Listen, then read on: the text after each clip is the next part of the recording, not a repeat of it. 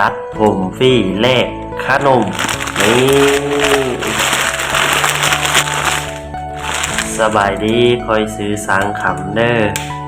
มื้อนี้คอยสิพาลูกศิษย์มาตัดผมฟรีเด้ออยู่โรงเรียนประถมสมบูรณ์บ้านสมพงษ์ซึ่งเป็นบ้านเมียของสางคำเองเนาะฝากติดตามสางคำในเด้อทุกคนสางคำสิมาไลฟ์สดผ่าน YouTube เด้อทุกคนฝากไปติดตามแน่ซื้อ YouTube ของสางคำกับแมน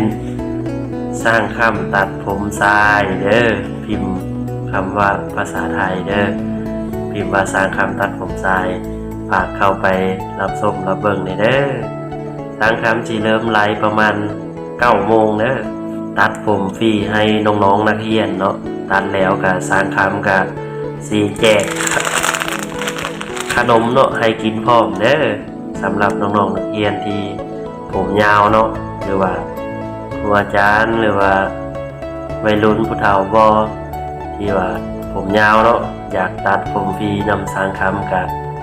มาแวะตัดได้เด้ออยู่โรงเรียนประถมสมบูรณ์บ้านสมพงษ์สางคำสิพานักเรียนเนาะนักเรียนสางคำก็มีอยู่2 คนเนาะนักเรียนของสางคำก็ถือว่าผ่านงานมาแล้วเนาะถือว่าตัดทรงอย่างก็ได้เนาะสำหรับนักเรียนสางคำเนาะมักแบบใดสร้างมาเดี๋ยวจัดให้ได้หมดทุกทรงเนาะ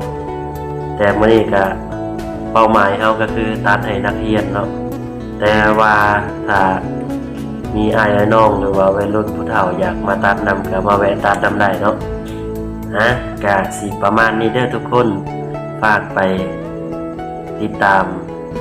YouTube สางคำในเด้อทุกคนสางคำสิไลฟ์ผ่าน YouTube เด้อบ๊ายบายเจอกันที่ไลฟ์